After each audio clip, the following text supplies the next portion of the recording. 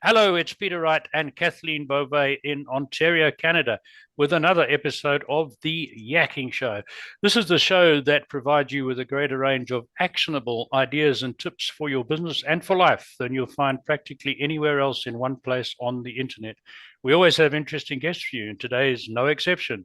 But before we introduce the guests, let's introduce co host Kathleen Beauvais from down the road in Waterloo, Ontario. Hi, Kathleen. How are you doing today? I'm doing great, Peter. Thank you so much. And we thank you for joining us today. And we so appreciate you and we love reading your comments. So please keep those coming. And if anyone is interested in being a guest on our show, please visit our website at theyakkingshow.com. Click on the contacts tab. There's a short application form, and we'd love to hear from you. And as Peter mentioned, we do have another special guest with us today. His name is John Taylor. Hello, John. How are you? And you're coming to us from the UK, so welcome. Hello, Kathleen, and hello, Peter. And I'm, well, delighted to be on your show, and I hope you're both well. And thank you for having me today. Oh, wonderful. Thank you for that. And John, you are a performance mind coach, an NLP master practitioner, a mindfulness guru, and you teach meditation practices. And you also have 20 years of experience in coaching, leadership management, and mentoring. And you're also a radio presenter and a podcast host. My goodness, I can't wait to delve into this. He's a busy man. Put it all in, yeah. But for our audience, can you give us a little bit about yourself, about your background, and how you got into coaching and consulting? Yes, but when you start to reel off all of them things, the many different hats that I do, I think that as you go through life, you find yourself doing. I'm quite a variety kind of person, as you can tell by the amount of different things that I do. I'm ex-forces. I joined the army at a young age at 17, but before that, I lived all over Europe and different parts of the world as well with my father and my family. Moving schools every 2 years, we always had to make new friends. And sometimes I would move in the middle of term time, and the education system for me growing up wasn't the greatest because it wasn't stable.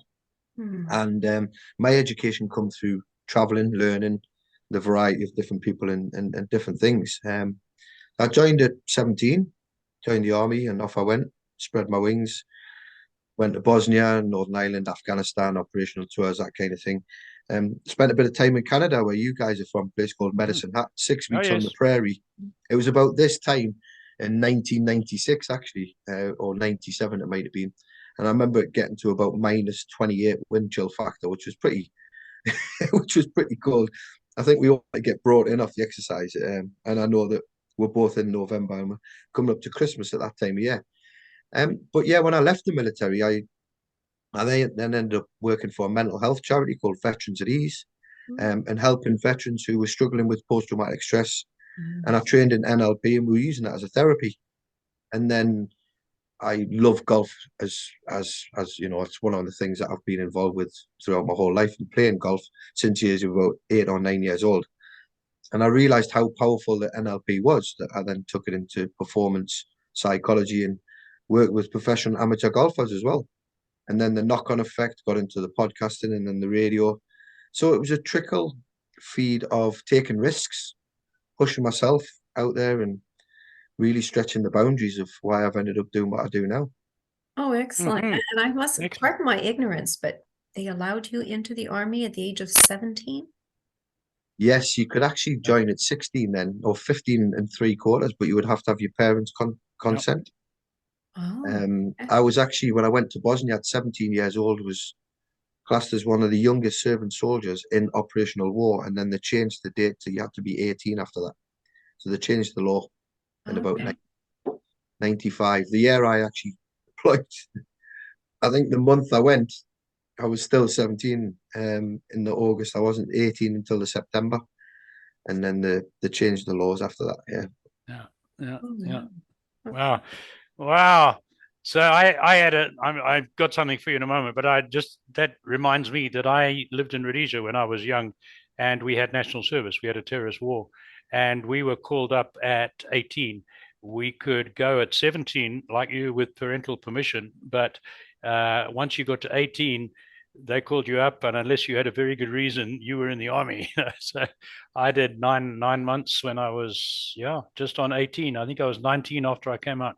Did 9 months initial training, and then 10 years part time after that. So I know the feeling of seeing schoolboys carrying guns and in army uniform. So I know that feeling. So what I want, but that leads me into the question I wanted to ask you was, you had quite an extensive military background, and you were on operational tours in several places and saw action and that.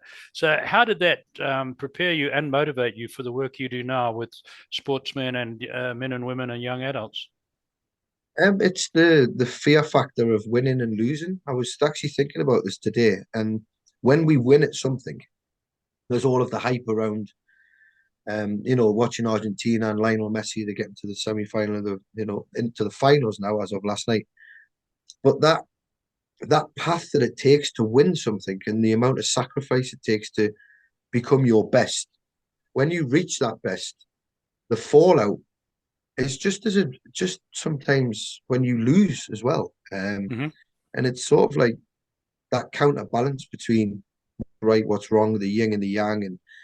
And I think the preparation that I had in the military, when I work with people now on a professional front, whether they're a business owner or the sportsman, we just identify what is it that they're really pushing for and what's that going to look like and how does that feel, and really getting them submerged into either that winning feeling, but also focusing on when things don't go too right. Mm-hmm. Because I think that the fear of failure is probably one of the most dreading things why we put off things that we don't do. And also, there is no failure, only feedback, and we're probably going to fail more times than we win. But Yep. yeah, when we actually win at something and we're like, yes, I've been promoted, or I've won the Claret Jug, or I've won the World Cup, what happens to you afterwards? Who do you become? And, Mm-hmm. Mm-hmm. like a professional athlete that plays in front of thousands of people and then all of a sudden doesn't play in front of anybody. It's like the soldier who's surrounded by his buddies and then hasn't Yep. got anybody. Mm. Um, so there is a lot of mental health around sort of like winning and losing in sport Mm-hmm. as well. I I think, sorry, yeah. Kathleen, I want to follow that up with one for John. Did you find, and I certainly found this in my experience, you saw more action than I did, I guess. Did it help your resilience? Because the army, our motto in the army, I don't know about the British Army, was hurry up and wait, right? Because it's 90% boredom and 10% of pure terror, or something like that.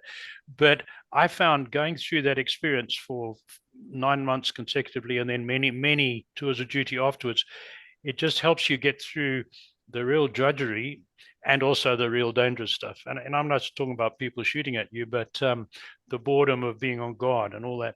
And we don't have those situations in real life, but I found the going through it at one period really helped me with the bad parts that came in later in life, or the boring. But did you find the same? Resilience is such a vast Yeah, word now, isn't it? It's used yeah. in so many different ways. I was fortunate enough to teach 15 to 16-year-old high school kids that were about to go into employment about resilience. And what we done, we just taught them about emotional intelligence in order to Mm-hmm. combat and Mm-hmm. help with their resilience. And I think that you can never compare somebody else's resilience to another one because it's all based on life experience. Sure. So it's how your internal map is and what you become. They say some people are tougher than others. They might be look tougher on the outside, but on the inside, they could be less resilient than the person next to them. Yeah. Oh, yeah. Right, Yeah. Yeah. right. Kathleen, back to you. Tell our audience, John, about the performance mind coaching and how it helps improve mental health for success. I think it depends on the person that you're working with and how the alignment of that relationship is, the bond between the coach and the client. If you haven't got, you could have the greatest coach on the planet working with somebody that might not get how they work and it might not connect. So that's the first thing that I look for when I work with people is that alignment. Is there a common bond between us? Am I in a position to support your need? Mhm. And what I can offer, does that help? Mm-hmm. And if you haven't got that, I won't take them on. But I Right. just feel as if the way that I do my coaching is I practice a lot of like the centering, the being, the living in the now, the present, the mindfulness, the Sometimes don't plan too much. I've stepped away from setting goals. I look at intentions. So I look at, let's set an intent. Do you intend to do something? Or are you going to set a goal that you want to be something? Because I think if you intend to do something, it's got more power than the goal. So intention, Right. That's a lot more brave. It comes with a lot more. Yeah. And this Mhm. fascinates me because you teach meditation practices, and I love the idea of meditation. I've tried it. It requires practice. It really does, doesn't it? But is there any tips that you can give to our audience members that they can, for beginners who find it very hard? Because I find that my mind sabotages the peacefulness that I'm trying to achieve in my own mind, and thoughts crawl in, and I find it disrupts that whole Zen feel. Any tips? Well, I was fortunate enough to work with Dr. Joseph Perrint, who wrote Zen Golf, Mastering the Mental Game. Right. So about 2 or 3 years ago, I reached out to Dr. Johnny, and we ended up working together. So learning from how he, Joe's in his 70s now. He's worked with VJ Singh, world #1 golfers, Oscar De La Hoya, that kind of stuff. Learning about how he uses the Zen, the mindfulness practices, to function in everyday life. So some people stop to meditate and they say, right, well, I meditate for 10 minutes a day in the morning and at night. And what they tend to do is they'll come out of their busy schedule, they'll put their phone away, they'll sit there for 5 minutes or 10 minutes, they'll do some breathing exercises, and then they'll just go and pick up their phone, and then they're back in the world of chaos. When Right. actually you can be mindfulness and meditate in every walk and every day of life, like we can now as we're talking. So we just stop, pause, and be present, and allow it to come in what comes in, and let it flow through and out and within. So stop. Where am I? I'm on a call with you guys. Pause. Oh, what's happening? You're in Canada. I'm in the UK. And be present. So that's the time and the space of now. And the more you practice that, you can meditate when you're walking, when you're having your food. You can be mindfulness of conversations, time and space. That kind of thing is, I think, when you practice that, then when you actively go to meditate, it becomes a little bit more subtle and easy, rather than saying, I am going to meditate right now for 10 minutes and be hard on you to try to get into a place of meditation Okay. when we can. Yeah. So so that I'm clear, so for instance, if I'm sitting down to the table and I'm having my dinner, is just to focus on having my dinner and what I'm eating and just enjoying the moment. Whereas if I'm eating and I'm thinking about all of the other things that I need to do later in the evening, that's not being mindful. That's, again, all of the disruptions coming in to sabotage that mindful moment. Is that an example? Yeah. Well, all of that stuff's going to be there when you finish your dinner. Sure. Sure. But the fact that I've taken a moment, Yeah, or a few minutes, to have dinner and just focus and be present, and okay. That's it. so That's yeah, interesting. so 60 to 70,000 thoughts we have a day. To try to pay attention and solve all of them at once would drive you insane. Mm-hmm. It's really just, I think the more you can do, be human being. I love that saying, instead of human doing. Mm-hmm. Just savoring their moments of the things that you can have is really powerful, because I think the more you practice doing that away from your profession, the more you are better at doing your profession as well, because Absolutely. it's all intertwined. Yeah. Great. Thank you. Yeah, Thank very you, good. Peter. Very, very useful. But is there a place for conscious apart meditation? Is there still a place for that? Sort of, some people like rituals, so 10 minutes every evening, 10 minutes or 5 minutes in the morning. If one can meditate effectively, is there a place for that? Yeah, I think you've got to do what's right for you as a Right. person.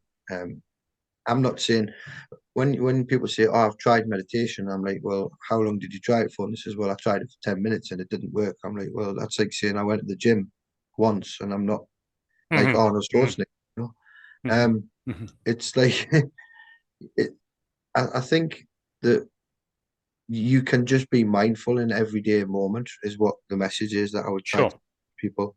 Yeah. No, I understand It, that. it, It's it's good. great. It's great that you get the cushion out and you can sit there and have that, because that is better than not doing anything at all, you know. And it doesn't No, work thank for you. it doesn't work for everybody. Right. No, for sure. Very good. I want to ask you about golf. You talk about golf as an ideal sport to increase mental toughness. Tell us more. Tell our audience more about that. Excuse me. Well, you talk about the stop, pausing, and be present and commitment to life. Golf is like life, isn't it? Yeah. You commit to that one shot. If it doesn't work, how do you respond? And it is like literally, you speak to the greatest golfers on the planet, and you listen to their stories on how they won. It's like the crowd wasn't even there; they were just so. They call it the zone, but I call it a place that you go to. And stepping in and out of that focus is really positive as well. So to stay completely entwined in something for 4 hours is mind torturing.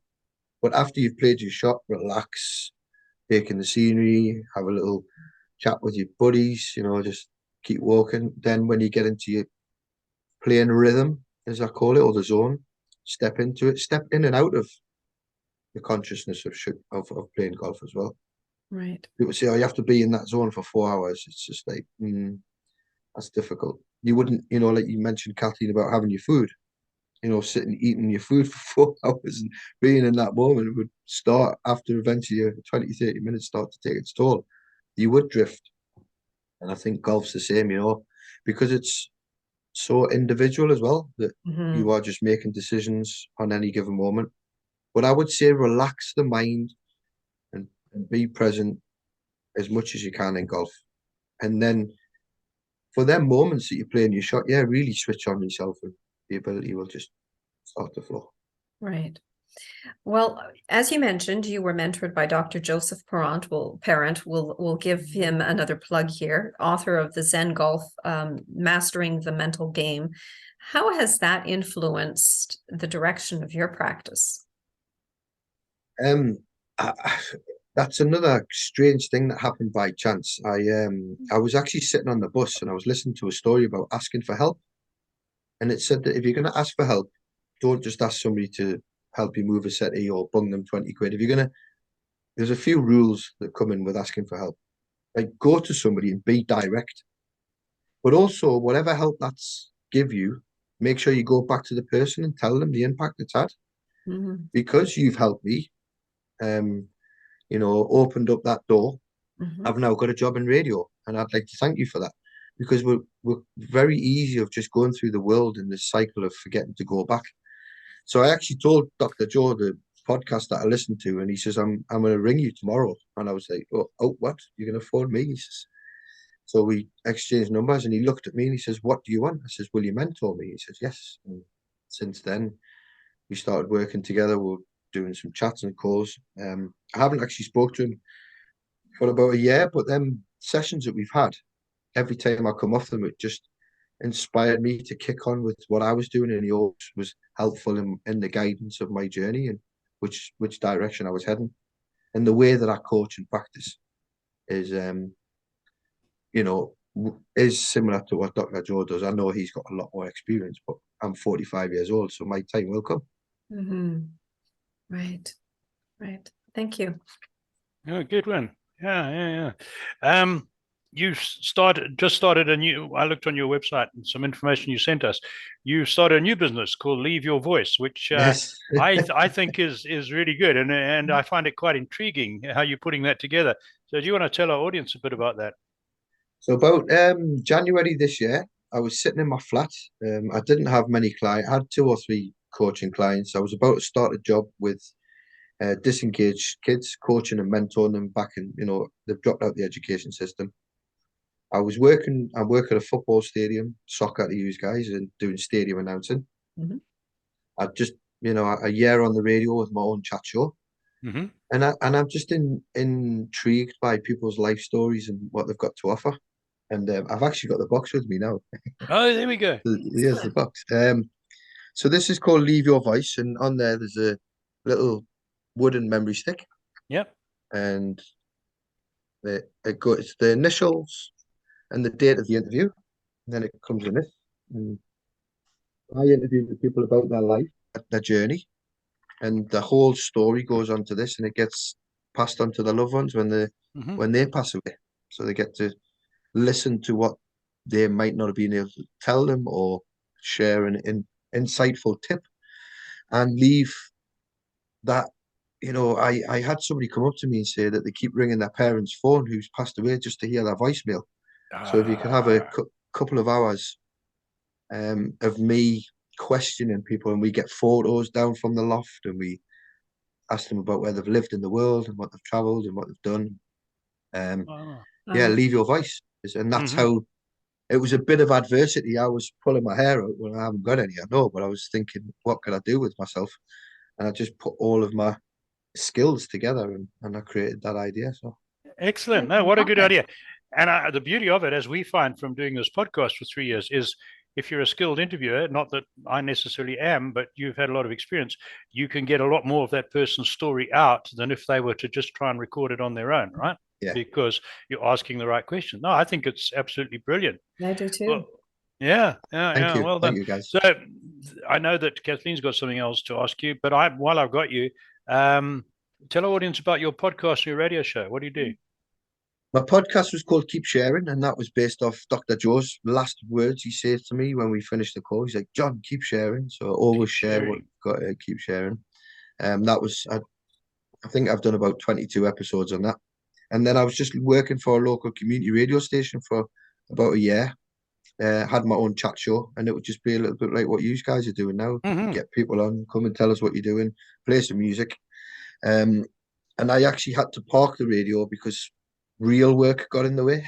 Hmm. So I was like, because it wasn't paid work on the radio, and now Right. it was an experience, and I enjoyed every moment of it. And I would like to get back into radio, but we'll just see. But I fell into it. I wasn't like I want to be a radio presenter. It was just one of those Right. Right. right time, right place moments, And I ended up Yeah. being live, using all the equipment, mixing, playing music, and having chats. It's good Oh, well fun. done. Well done. Back to you, Fantastic. Kathleen. So, John, what does the future look like for your coaching business and working with sports people? Um, well, you guys have interviewed Dave Schultz, haven't you, Yes. from Yes. Next Links? Mhm. Me Yeah. and Dave met about 7 years ago at the Oh, London Golf Show. I've actually applied for some funding to do a research project on the mental and physical well-being that golf can bring to you as an Hmm. individual and as a nation. I find out if I'm successful in February for that. So oh, that'll be me traveling around the world doing projects, talking to players, caddies, course designers, everybody involved in the industry to raise the profile of the game. As we know, Live Golf are doing a good job of that at the moment Hmm. with Hmm. all of the hype. So I look at golf from a more human, performance-driven scope rather than it being what Dave does with the technology. So hopefully we're going to end up working together and building some castles. Oh, very good. Well, brilliant. yesterday we interviewed Newland from Ontario, who's a golf course owner here in Ontario, who also follows Dave Schultz and was introduced to us by Dave Schultz. So his episode will be published about a week before yours. And if you get your fund, or when you, no, let's be positive, when you get your funding, he's got some really good marketing ideas for his golf course. So there'd Mhm. be a good one for you to go and see. Yeah, So when Mhm. it's brilliant. published, have a look at that one. So Yes. now let me ask you my burning question that I ask all our successful guests on our show. And you've had a successful life with lots of wide experience. So in that experience, I'm talking military, coaching, everything, all the people you've met and worked with, is there one habit, mindset, or characteristic that differentiates the successful? And I don't just mean accumulating wealth and making a lot of money. I mean having a balanced life, having a good life. Is this one single thing that differentiates them from those who merely remain average, or is it more complicated? Um, doesn't matter how you feel, whether you're having a shit day, excuse the French, So you that's can fine. use that one out, yeah. or you're having the best day on the planet. Gratitude, as we know, is one of the biggest things that we can. Yeah. And that's sometimes difficult to even feel when you're not feeling good. But when you are feeling great, share that. And everything's got a ripple effect. We're an energy, we're made up of a mass. But one of the things I say to especially the kids that I work with at Nudge, is that one of them, I said, just show up. Just doesn't matter how you feel, just turn up. Just turn up to what you're meant to be doing, because you just do not know what might happen or who you might meet. So just show up in the world. And as difficult or as challenging as things may become, stretch out your map, your shell, and show up, turn up. Very good. And I'll just throw in that we've asked that question of probably something like 150 guests on this show, and nobody says go to university, get an MBA, get a good job. Not a single person. It's all gratitude, persistence, perseverance, resilience. Curiosity is a big one. So, and there's not that many. I guess there's 10, 12 at the most. It's all in that area, right? Yeah, but definitely show up. And a big thank you to Dave Schultz for putting us together as well. I'd like to plug him. He's a great guy, and he is. His vision is just way out there, and I think that's why we connected. That's right. Because I just felt everything that he said and believed what he was trying to do with the game, and still will continue to support him in the best way that I can. Oh, good. Fantastic. Back to you, Kathleen. Yes. Well, John, we're running short on time here. So can you tell our audience how they can contact you? LinkedIn's my main one. I've actually deleted all the other platforms. I'm not a big fan of them anymore, but that's a whole new probably episode. Just for my own sanity a little bit. LinkedIn, John Taylor, performance psychology expert on there. Or you can email me at johnwhatsinthebag@gmail.com, and I will reply with any questions that you might have. Excellent. Well, thank you so much for being with us today, John. We so appreciated having you. And we thank you for tuning into the show. And until next time, take care, everyone. Bye-bye. Thank you, guys. Bye. Thank you so much. Thank you. I appreciate it.